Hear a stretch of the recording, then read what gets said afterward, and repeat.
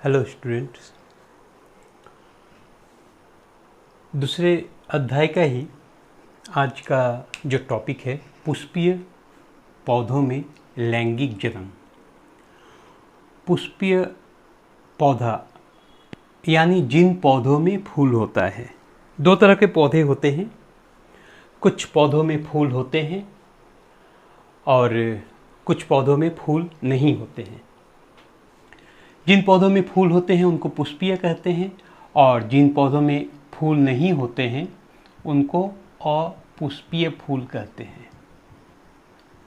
तो ये पुष्पीय अपुष्पीय पौधे हम लोग अभी जो पढ़ेंगे सिर्फ पुष्पीय पौधों के बारे में ही जानेंगे कि उनमें किस प्रकार से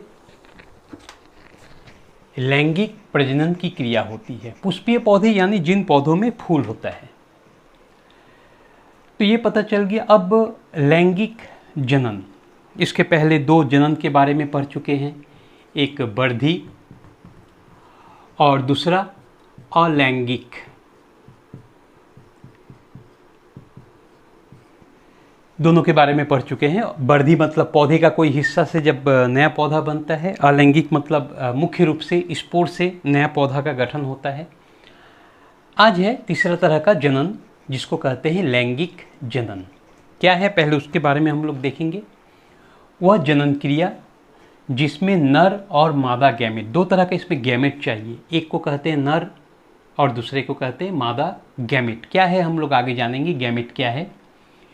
इन दोनों के मिलने से नए संतति जीव यानी नए जीव की उत्पत्ति होती है, नया जीव बनता है। कैसे? नर गैमेट और मादा गैमेट के मिलने से।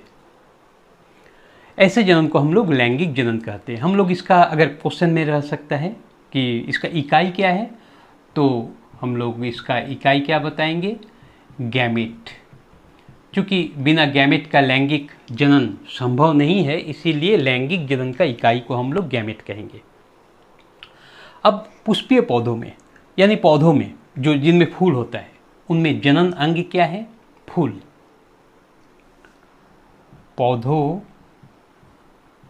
में जननांग क्या है? फूल। फूल वाले पौधे का जो जननांग है वो फूल है। तो चित्र देख के ही पता चल रहा है कि आज हम लोग फूल के बारे में ही पढ़ेंगे। पहले इस यहाँ जाने के पहले हम लोग जानेंगे कि फूल में 4 चक्र या हिस्सा होता है। क्या क्या? बाह्य दलपुंज, दलपुंज, पुंकेसर, स्त्रीकेसर। हम लोग यहाँ पर लिख सकते हैं, ये एक है बाह्य दलपुंज, दूसरा है दलपुंज, तीसरा है पुंकेसर, ये चौथा है स्त्रीकेसर। ये सब फूल का विभिन्न हिस्सा है। कौन सा क्या है हम लोग चित्र में बाद में जानेंगे। पहले देखते हैं कुछ यहाँ लिखा हुआ क्या है। फूल के प्रकार। संपूर्ण फूल, नाम से ही पता चल रहा है कंप्लीट फ्लावर। वह फूल जिसमें चारों चक्र पाए जाते हैं। चारों चक्र बोलने से इसीलिए मैंने ये नाम बताया था। ये 4 चक्र है, बाह्य दलपुंज, दलपुंज, पुंकेसर, स्त्रीकेसर। यानी जब फूल में ये चारों भाग मौजूद होता है, ऐसे फूल को हम लोग संपूर्ण फूल कहते हैं। जैसे जवा, सभी कोई तुम लोग जानते हो जवा फूल के बारे में। ये एक संपूर्ण फूल है क्योंकि इस फूल में चारों भाग पाया जाता है। अपूर्ण इनकम्प्लीट यानी नहीं पाया जाता, चारों में से कोई एक या अधिक चक्र नहीं पाया जाता। वह फूल जिसमें चारों चक्रों में से एक या अधिक यानी 2 भी हो सकता है, एक नहीं पाया जाता या 2 चक्र नहीं पाया जाता है, ऐसे फूल को अपूर्ण फूल कहते हैं। जैसे लौकी का फूल, कुम्हरा का फूल तुम लोग अगर देखे हो, उसमें 2 तरह का फूल होता है। एक नर फूल होता है, एक मादा फूल होता है। तो प्रत्येक फूल को हम लोग कहते हैं अपूर्ण फूल। क्योंकि एक ही फूल में चारों अंग नहीं पाया जाता है, इसीलिए इसको कहते हैं अपूर्ण फूल। और एक तरह का फूल होता है, उसको क्या बोलते हैं? एकलिंगी। नाम से ही पता चलता है एक लिंग, दोनों लिंग नर या मादा अंग में कोई एक अंग मौजूद होता है, इसीलिए इसको एकलिंगी फूल कहते हैं। जिस फूल में पुंकेसर या स्त्रीकेसर। पुंकेसर को क्या कहते हैं? नर भाग कहते हैं, पुंकेसर नर अंग, और स्त्रीकेसर को कहते हैं मादा अंग। तो पुंकेसर या स्त्रीकेसर दोनों में से जब कोई एक ही रहता है, दोनों में से कोई एक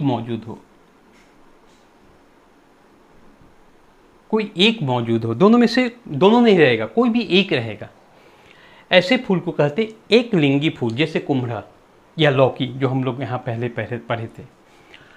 और एक तरह का फूल है, इसको कहते उभय लिंगी। उभय मतलब दोनों। कौन सा दोनों? यानी पुंकेसर और स्त्रीकेसर दोनों पाए जाते हैं। एक ही फूल में पुंकेसर भी होता है और स्त्रीकेसर भी होता है। जब दोनों पाया जाता है, ऐसे फूल को हम लोग कहते हैं उभय लिंगी फूल। जैसे जवा, धतूरा, इन फूल में दोनों अंग पाया जाता है, इसीलिए इसको उभयलिंगी भी फूल कहते हैं। संपूर्ण फूल भी कहते हैं और उभयलिंगी फूल भी कहते हैं। तो ये फूल के विभिन्न प्रकार हैं। अब हम लोग फूल के बारे में जानेंगे कि ये जो फूल में जो चारों चक्र के बारे में जो बात कर रहे हैं, ये कौन कौन सा चक्र है। चित्र में देख लो, फिर हम लोग को लिखना देखेंगे। ये एक फूल का, पूर्ण फूल का चित्र है। पूर्ण फूल बोलने से फूल के चारों अंग इसमें मौजूद है। तो हम लोग सबसे नीचे से देखेंगे, फूल जिस डंठल से लगा हुआ रहता है उसको कहते हैं पुष्प वृंत। फूल के नीचे जो डंडा जैसा रचना होता है उसको कहते हैं पुष्प वृंत। इसके ऊपर फूल के ये जो चारों चक्र, चारों हिस्सा जिस भाग से जुड़ा रहता है या जहाँ से उत्पन्न होता है उसको कहते हैं पुष्पाक्ष। ये पुष्पाक्ष, इस भाग से फूल के चारों चक्र जो है हम लोगों ने जो देख रहे हैं, ये चारों चक्र यहाँ से निकलता है, उत्पन्न होता है, इसको कहते हैं पुष्पाक्ष। अब फूल का चारों चक्र, फूल के सबसे नीचे जो होता है हरा भाग का जो होता है, तुम लोग सभी फूल में देखोगे यहाँ एक फूल है, जैसे एक जवा का फूल है। ये एक्स्ट्रा अंग है, तुम लोग का ये सिलेबस में नहीं है, इसको पढ़ना नहीं है। स्टिपुलेट कहा जाता है इसको, जो भी हो। ये वाला जो हरा रंग का जो देख रहे हो सबसे नीचे, ये हो गया पुष्प वृंत, फूल का वृंत है। इसके ऊपर यहाँ पर ये रचना जहाँ से फूल का सभी अंग जुड़ा हुआ है, इसको पुष्पाक्ष कहते हैं।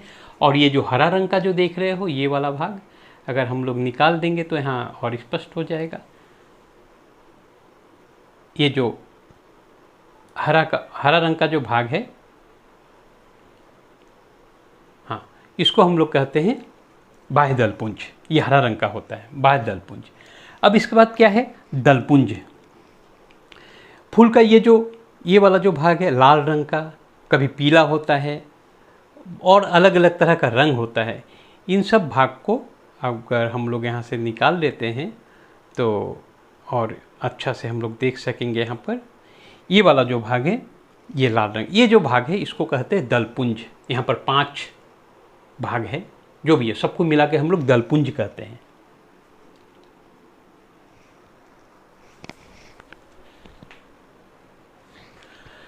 ये दलपुंज, ये वाला भाग हो गया दलपुंज।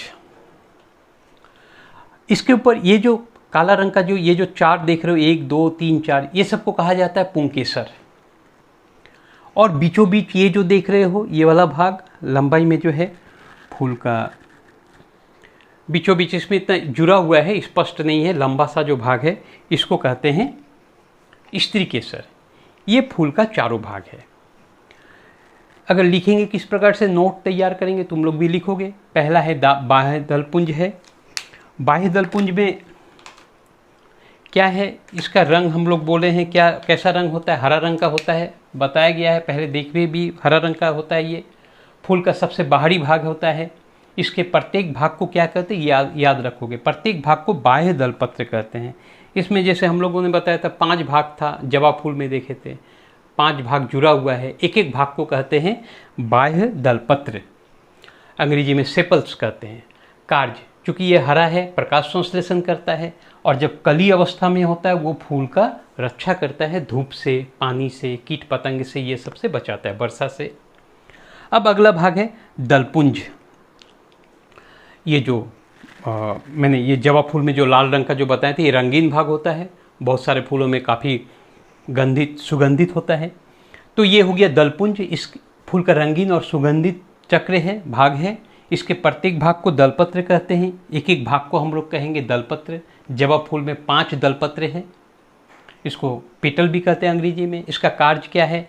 इसके रंग और गंध के कारण कीट पतंग फूल पर आते हैं और परागन क्रिया में सहायता करता है। परागन क्या है हम लोग आगे पढ़ेंगे। परागन एक क्रिया है जो लैंगिक जनन के लिए काफ़ी ज़रूरी है, इस क्रिया में ये सहायता करता है।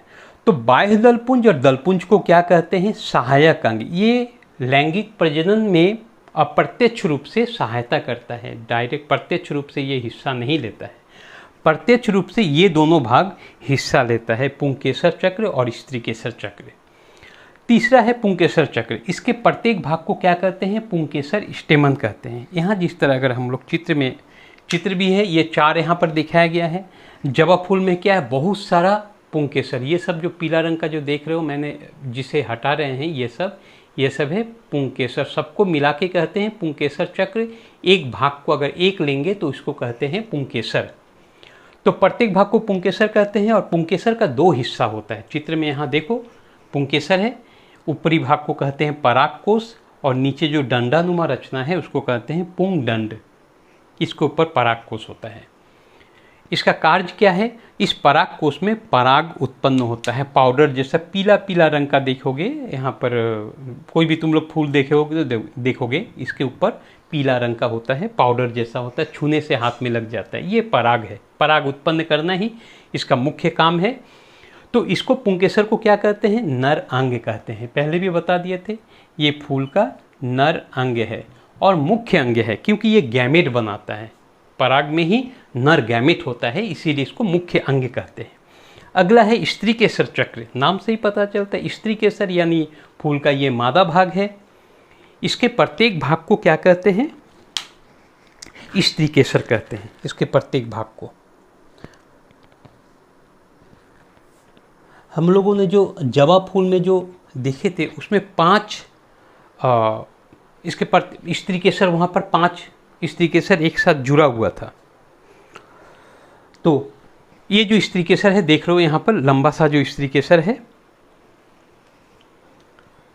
इसके 3 भाग है।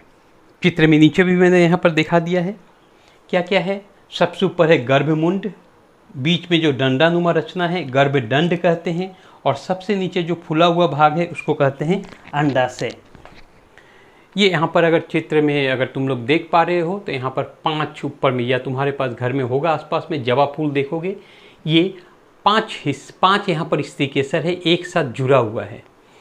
और ये गर्भदंड है, ये गर्भमुंड है, इस पर आकर पराग जुड़ते हैं। और नीचे जो फूला हुआ जो भाग है यहाँ पर जो खुल गया है, ये यहाँ पर इस तरह जुड़ा हुआ था, नीचे का जो भाग है इसको कहते हैं अंडाशय। इसके अंदर बहुत सारे अंडाणु उत्पन्न होते हैं, अंडाशय के अंदर अंडाणु उत्पन्न होते हैं। तो प्रत्येक भाग को स्त्रीकेसर, अंग्रेजी में पिस्टिल या कार्पल कहते हैं, जो गर्भमुंड गर्भदंड अंडाशय से बनते हैं। इसका कार्य क्या है? अंडाशय में अंडाणु उत्पन्न करते हैं। तो मुख्य फूल का ये 4 भाग है, जो अच्छा से समझ लोगे, शॉर्ट क्वेश्चन कहीं से भी आ सकता है। ओके, आज यहाँ तक।